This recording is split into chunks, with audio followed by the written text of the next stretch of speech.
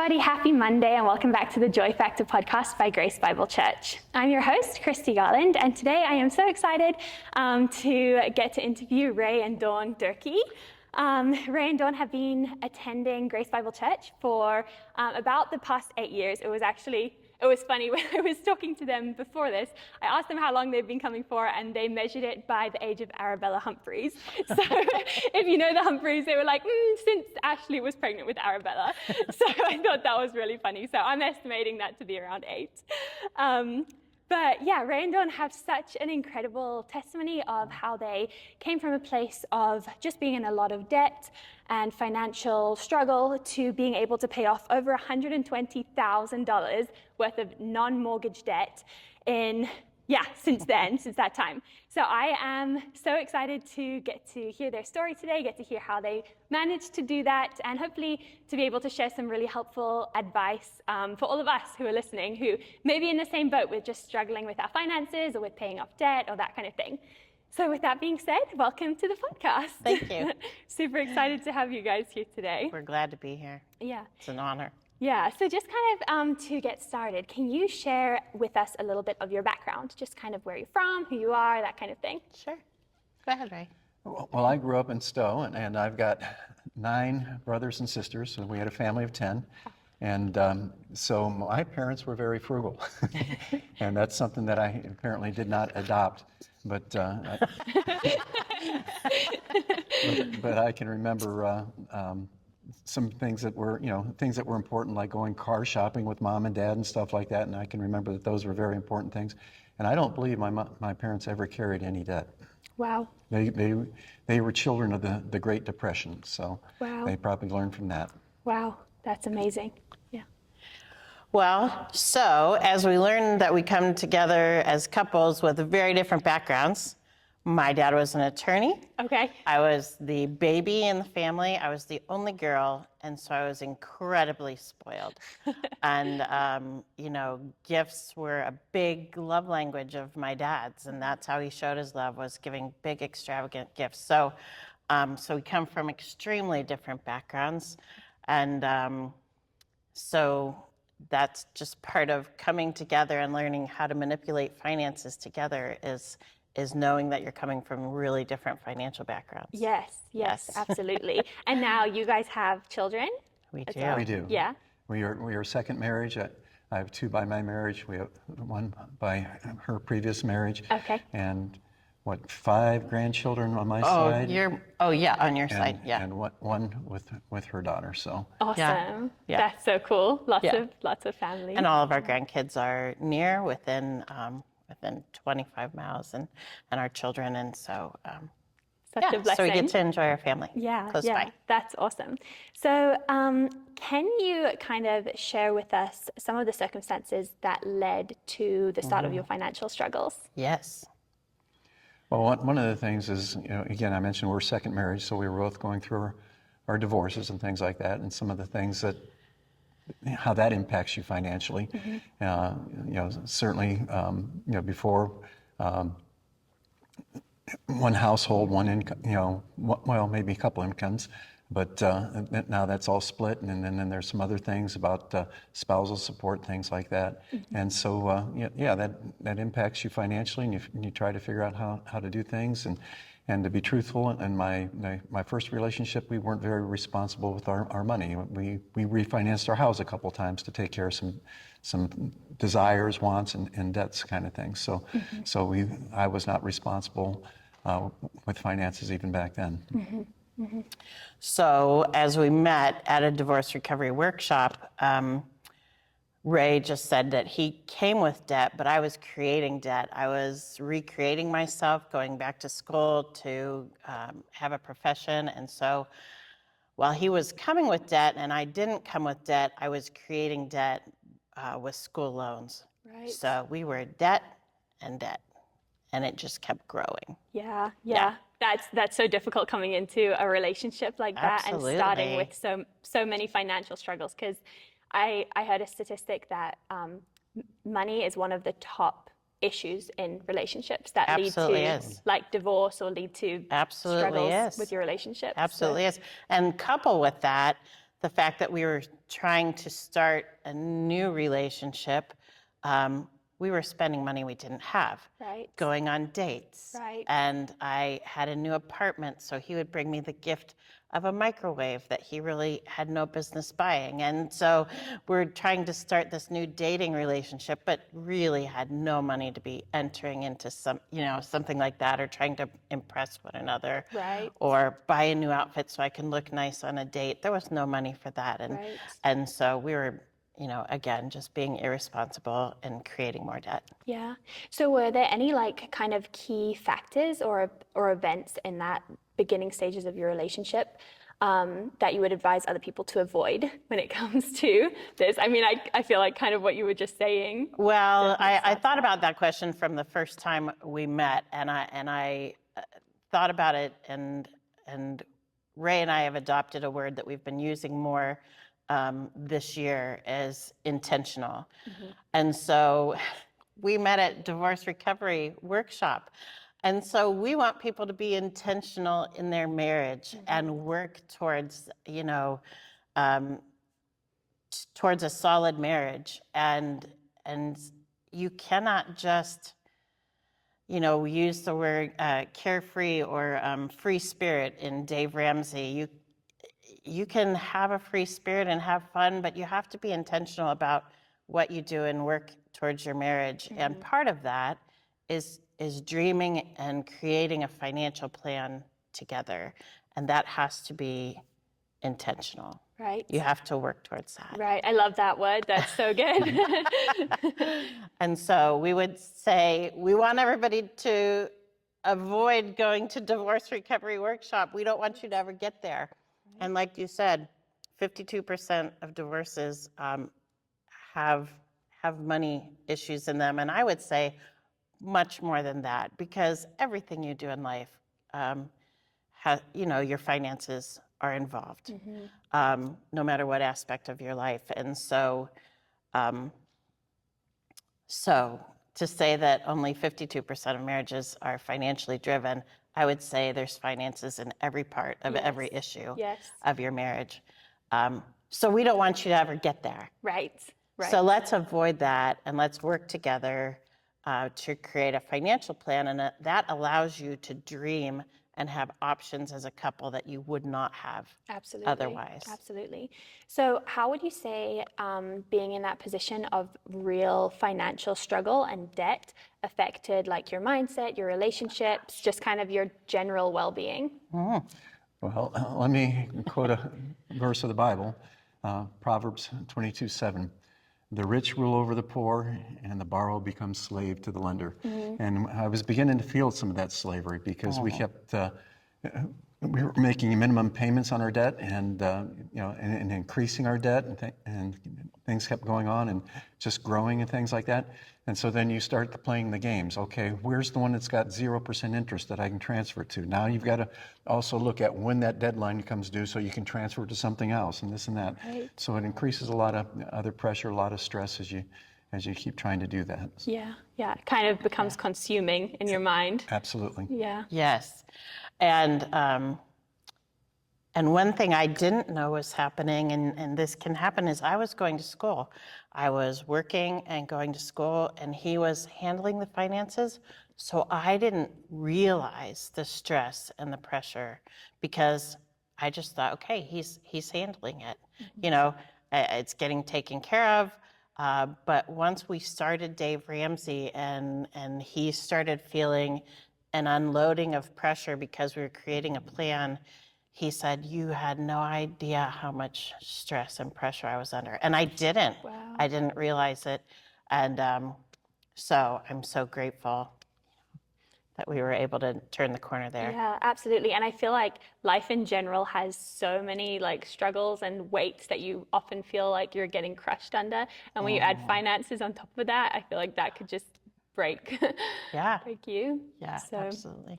So what was the turning point for you both that kind of motivated you to turn that whole situation around? Well, again, I was struggling to meet those demands of the debt, and the word bankruptcy kept coming to mind and things like that.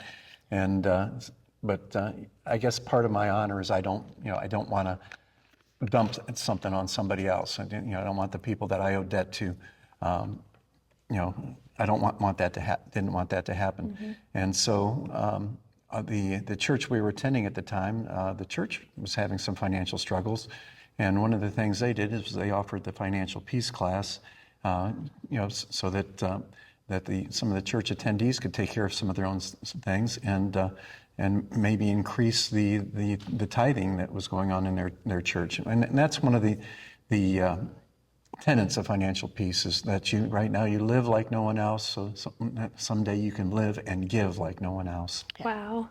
That's so good. And it's so cool, I feel like, to see the transition from you being in that place of struggling and going to your first financial peace class to now you guys lead that for, I know last year you did for Grace, which I think is so cool. Yeah, so at the time that our church offered it, again, I was knee deep in classes and working and writing papers to get done with my degree. And it wasn't that I wasn't interested, I just didn't have time to invest the brain power or hours to do it. So I said, honey, you can go attend that. That's awesome, but I don't have the hours to spend at it. And so he went the first time by himself and started adopting some of the principles into our finances. And then the second time the church held it, I was in a different place. I had graduated, and I could invest some brain power into that. So then we took it as a couple, and I could invest with him in what he was trying to do with our finances. So That's so cool. That's awesome. So what would you say are some of the big lessons that you've learned from going from a place of really struggling financially to now being financially free? The lessons learned is to have a plan, and especially for couples, because if you don't have a plan, and maybe you've got dual incomes and things like that, and so you've got your ownership of your income, and the spouse has got the ownership of their income, and so I want to spend it here, I want to spend it there, and maybe they're two separate plans. And as we talked about before, there's not unity in a lot of relationships nowadays, and there's a lot of divorce.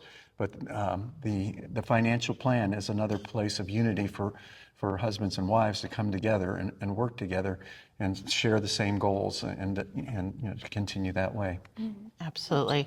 And when I met Ray, he had a tandem bicycle, and we often joke that he used the pickup line, "Hey babe, you want to get on the back of my bike?" But your finances need to be done in tandem. You have to create a plan together. And it's not that you can't have some separate money.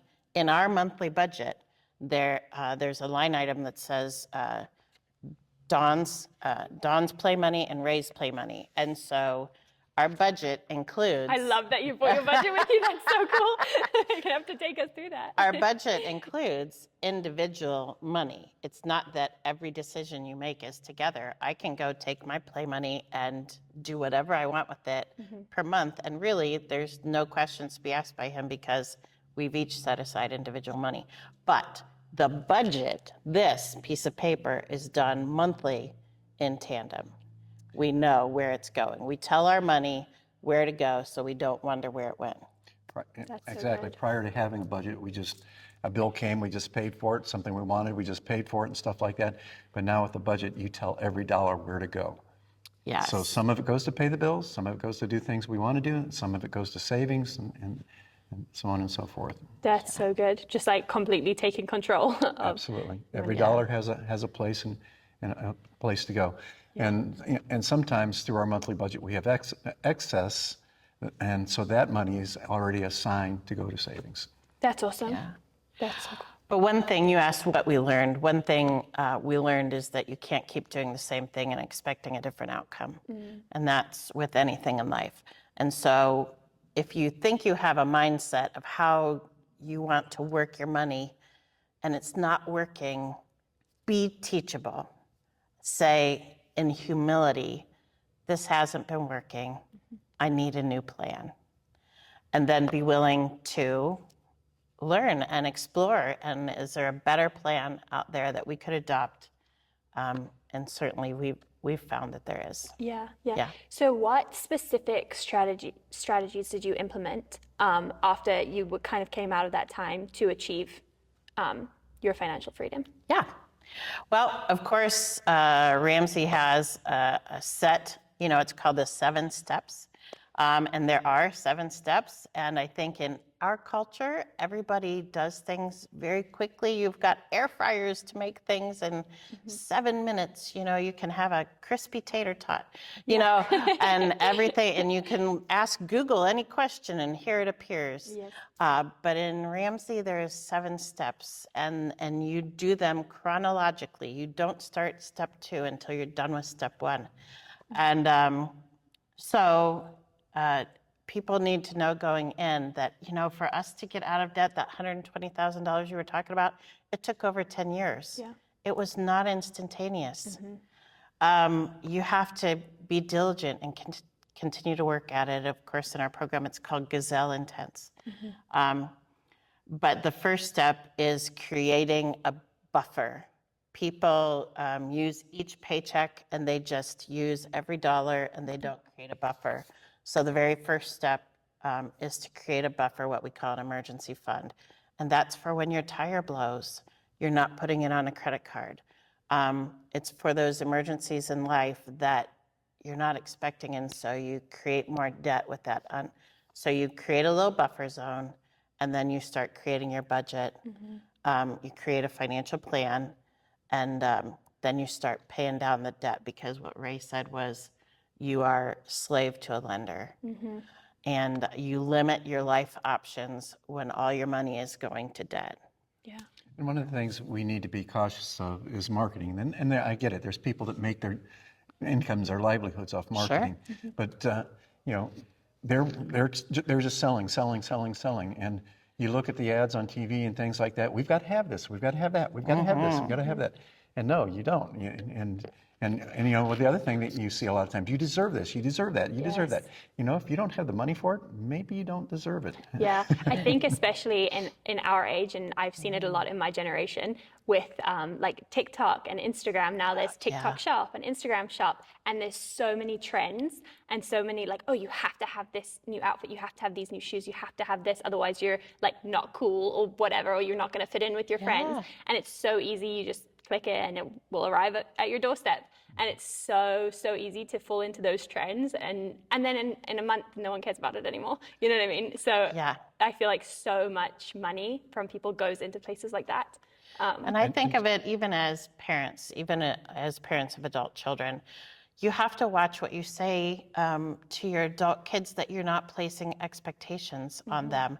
There's a couple that's on a video in Ramsey that talks about their parents were wealthy, so they thought that they had to buy a new house and have new furniture and have the nicest car. And because my parents are coming over, they're going to want to see that I can also provide like they provide. Live outside of people's expectations for you.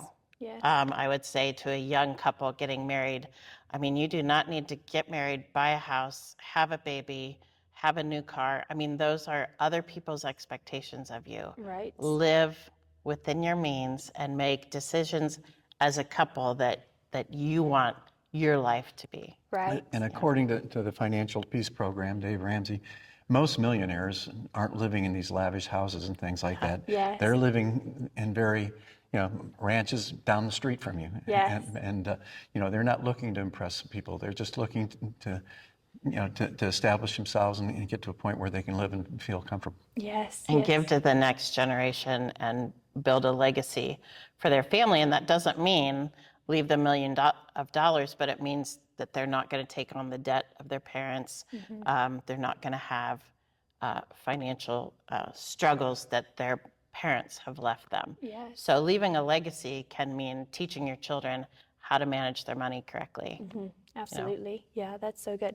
So obviously, to come from a point of being in so much debt to being where you are now with just financial peace and freedom, obviously that takes a lot of discipline and motivation and all that stuff. So how would you say you developed those good habits and that discipline in your own lives?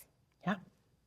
Well, certainly the financial plan, the budget is a big thing. And sometimes that feels threatening. Oh, no, there's a budget. We got to go by the budget. We got to buy this. But one of the things I found that was actually kind of freeing to say, okay, well, if we want to do this, let's go. And we use the cash envelope system. Yes, we do. Because to us, money has a feel. When you use a credit card or a debit card or something like that, and you just kind of swipe it, there's no feel to it. But when you're pulling out that money, you're going, do I really want to spend it on that? So the financial plan is helpful that way.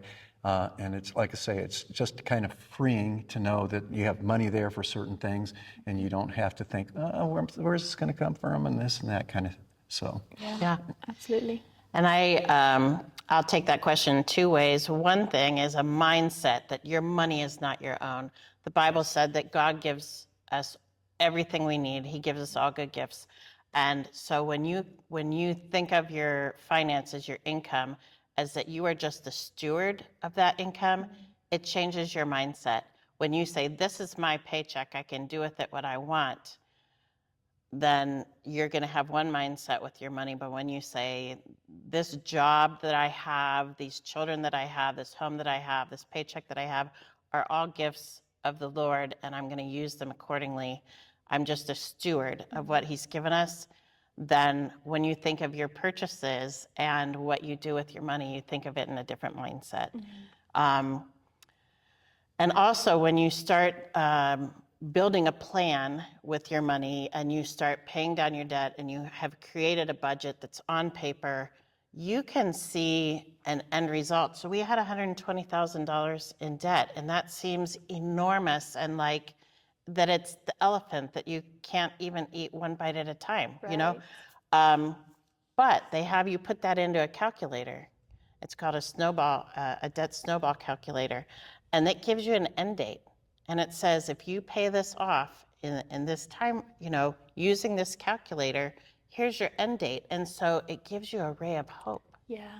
And you're like, okay, it's a slow moving snowball. It's gonna start moving slow, but then it's gonna build up speed. And the more debts you pay off, the more money you have to put on that next debt, and it's gonna go faster and faster. So making a plan gives you a ray of hope. If you're just going week to week, and each day you just see your paycheck being used, and you have to wait till the next paycheck, it can seem daunting. Like it's really pretty hopeless. In fact, I was just talking to somebody later in life, and she was talking about her next month, and she could tell us the day that her pension came in of the month and the day that her Social Security came in, because her bills are so tightly wrapped to those dates. And if those dates were to change in any way, it would throw off her monthly finances. That's a person without a buffer. That's a person in their winter years who are still worried about their month to month, what date their check falls on. And that is not living a peaceful life. I mean, so we want people to be able to live at peace. The Lord says that He would love to have some cheerful givers. And when you are so worried about your finances, it's not cheerful to give. You can't give cheerfully because you're so stressed out. Yeah. And I think the one thing, I have actually a really close friend of mine, her and her husband got married recently, and they've been struggling with a lot of debt. And at first we were talking to them, and they were saying how in this economy, like living paycheck to paycheck, that's what they have to do, and there's no way out of it. And then recently she told me that she's been working 60 to 70 hour weeks. She picked up jobs at like different fast food places and stuff like that. And they're saving and they're paying off their debt. And it's so cool, because you can see right now it's a really difficult time for them, and they're working so hard. They're doing everything they can to pay that off, but that is going to pay off for them. And like putting in the work now is going to pay off later. It's one of the joys for us is some people that have come to our classes and they'll contact us, months afterwards and telling us what the progress they were made. And it's just so gratifying for us to hear how well they're doing. Well, I just talked to somebody this week who took our class last time, and they are pregnant and she's always been a working professional. And she said, because I took this class, I get to retire when I have this baby, and I wouldn't have had that option last year. That's so cool. Yeah. So it can change your life. You have new options. You have new life choices when you're not the slave to the lender. Yes. And we love seeing that. We love seeing that for other people. Absolutely. And what you were saying about that verse in Proverbs about the borrower being slave to the lender, I think it's so cool as well to see how the Bible has so much relevance in our modern day life. Yes. Like, oh, gosh, so often I think people will look at the Bible and say, oh, this is so outdated, like none of this applies to me anymore. But literally reading through the book of Proverbs, it's like, oh, this advice is so good. It's still relevant. Yes. It's so relevant. Yes, absolutely. So what advice would you guys give to someone who may be listening to this podcast right now who is struggling with debt? Maybe they're right on the verge of bankruptcy, or just really struggling to rebuild their finances. Yeah. What would you say to them? Yeah. Well, seek out a plan. And like when I first started trying to make a budget, my budget was like looking at the checkbook and trying to see where everything went. And that wasn't making a budget. The budget is to give your every dollar a name to where it goes. So seek out a plan to where you're doing that, so where you know where your money is going for you. This he just printed this before we left. This is our August budget. Every dollar, our income is here. This says zero down here because every dollar we'll get next month already has a name. It already is being told where to go. And so you don't wonder where it went if you're going to tell it where to go. So create a plan. And the thing I would say loudest is if you're a couple, make a plan together. Yeah. And if you're an individual, find an accountability partner. Find somebody who's going to check in on you and say, how's your budget going? And coming to class, you have that for 90 days. And we had 2 or 3 single ladies come through our class last time. And the fact that they were going to have to check in and people were going to ask them how they were doing probably prompted them to maybe make decisions that they wouldn't have. It did us, even as facilitators. When we're teaching a class, we're pretty much on the straight and narrow with our finances because we're going to give an account to those in our class. So. Right. One of the things I initially thought about a budget, it should be hard, rigid, and never changing, and that's not true. Oh, that's not true at all. Especially if you go to set up your first budget, you're going to find it's going to take 2-3 months to Yes. you'll find, oh, I forgot that, so I got to add that in, and this and that. Right. And so you've got to do that. But also, it's dynamic. You have different life situations that happen. So maybe you've got another bill that comes up that you didn't expect. Maybe a medical bill or something like that. Yeah. Or maybe you've got an increased income, or maybe you've got a loss in income. So you've got to kind of consider it a dynamic document that changes almost month to month. Yeah. Last year, Ray got in an accident. The income he brings in through teaching fitness classes, we didn't have for several months. So you go to your budget and you take his income out, and then you decide what has to go because that income isn't coming in, because you still have to have zero at the end of the month. You can't, you have to be able to have that ability to change your budget. And we call those budget committee meetings. So you come together, and each month he'll say, I printed the budget out, and I want you to look at it, and I'll look it over, and I'll see if something needs to change. And you both have a voice in the budget. It can't be somebody is in charge of creating the budget, usually the person who loves an Excel spreadsheet like Ray, and I don't. But you both have a voice in the budget. So he can create it, he can print it out, and then I'm allowed to have a red pen. And I'm allowed to go, yeah, this doesn't work, or it's somebody's birthday this month, so we need to increase this a little bit and take some off of here. But you both have a voice in the budget. And sometimes we've had to have some emergency financial committee meetings where, this has come up, we need to pay for this. And it's like, okay, well, let's look in where we're going to pull this out of.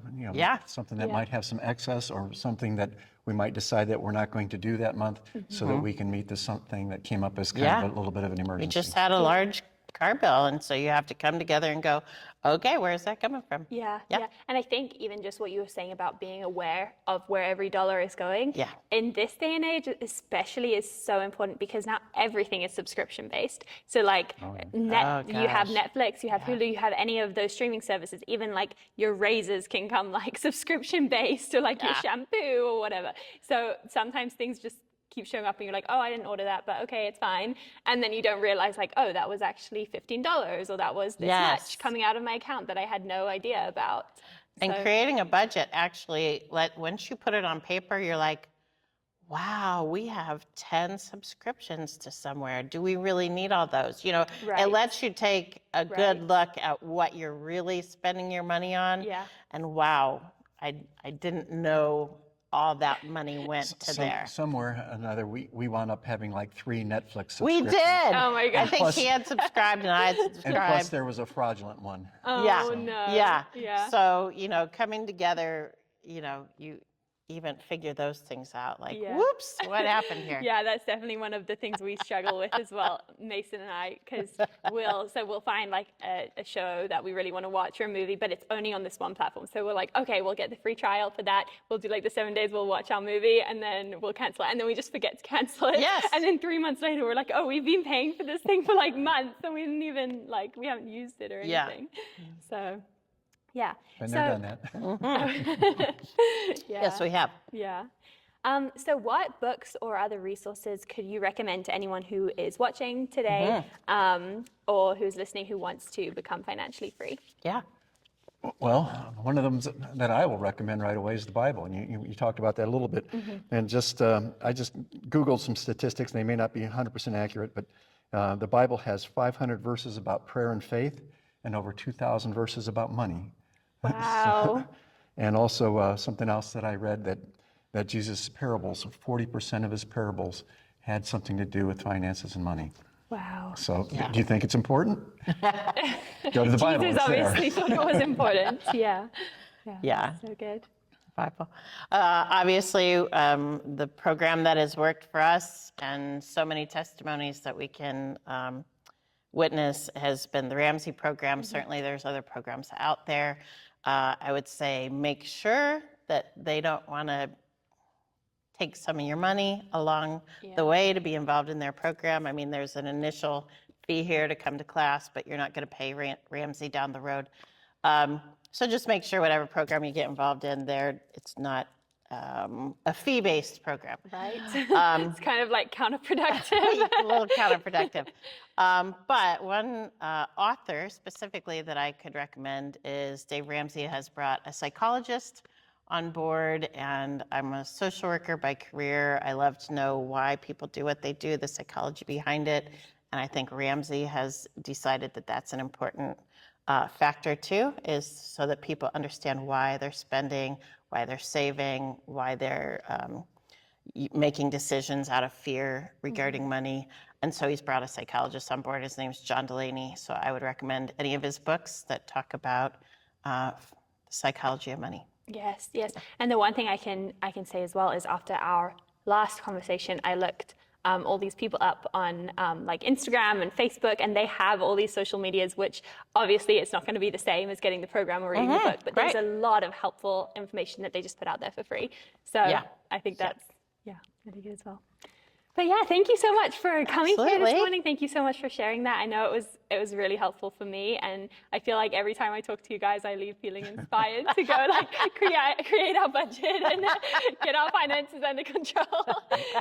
Well, we haven't done it yet, but we're likely to have another class starting this this winter, sometime after the first of the year. Okay. January. So look for that, and come join us. We'd be happy to have the largest class we ever had. Absolutely. And it doesn't matter what period of life you're in. We've had young people before they go to college. We've seen this adjust somebody's where they wanted to go to school, because the parents asked this young lady to come with them to class, and it changed her trajectory. Wow. And I would say, even if you are in the winter years of your life and struggling, this can help you create a budget and make a plan for your money. And absolutely pre-marrieds, if you are considering asking somebody to be your spouse, come take this class together so that you can start your journey financially secure. Yes, absolutely. Cool. Well, thank you so much. I appreciate it. And thank you everyone for watching. Absolutely. Thanks.